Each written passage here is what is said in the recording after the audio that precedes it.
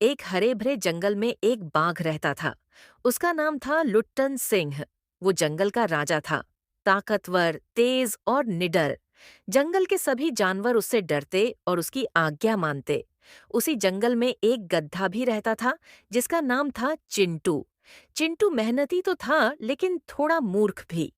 वो अक्सर बिना सोचे समझे बातें कर देता और अपनी बेवकूफी से हंसी का पात्र बन जाता। मैं जंगल का राजा हूँ। मेरा हर आदेश मानना सबकी जिम्मेदारी है। राजा साहब, मैं भी आपकी सेवा में रहना चाहता हूँ। अगर आप चाहें तो।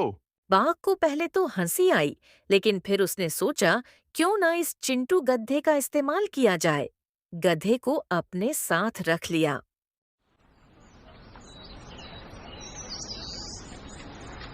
चिंटू, आज हम दोनों मिलकर शिकार करेंगे।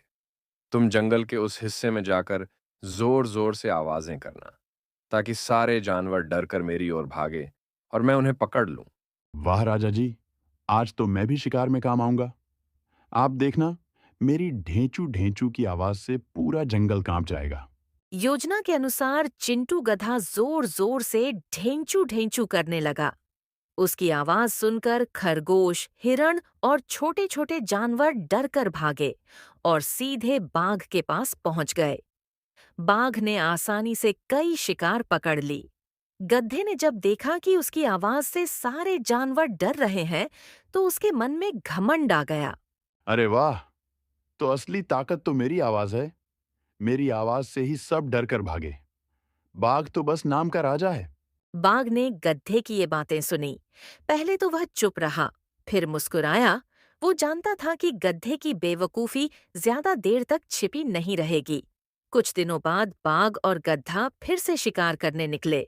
जैसे ही चिंटू गधा जोर जोर से आवाज करने लगा, जंगल में छिपा हुआ शिकारी उसकी आवाज सुनकर पहुंच गया।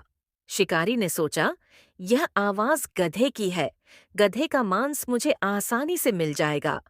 उस शिकारी ने जंगल के बीचों बीच एक जाल बिछा देता है और कुछ समय बाद चिंटू गधा उस जाल में फंस जाता है। अरे ये क्या हो रहा है? बचाओ बचाओ, मेरी कोई मदद करो। मुझे इस जाल से बाहर निकालो। बाघ दूर से यह सब देख रहा था। उसने जोर से दहाड़ लगाई और शिकारी को भगा दिया। बाघ चिंटू गधे के पास जाता है और उसे जाल से बाहर निकालता है। गधा तो बच गया, लेकिन बाघ अब गुस्से में था। याद रखो, अगर तुम सिर्फ अपने घमंड में जियोगे तो मुसीबत में फंस जाओगे। तुम्हारी आवाज ने हमें शिकार में मदद की, लेकिन असली ताकत सिर्फ तुम्हारी आवाज में नहीं थी, बल्कि हमारी योजना में थी। तुम्हारा घमंड ही तुम्हें शिकारी के हाथों मरवा देता। माफ कर दो महाराज। अब मैं समझ गया हूं कि घमंड करने से इंसान अपनी असली कीमत खो देता है। मैं वादा करता हूं कि अब से विनम्र रहूंगा और अपने आवाज का गलत इस्तेमाल नहीं करूंगा।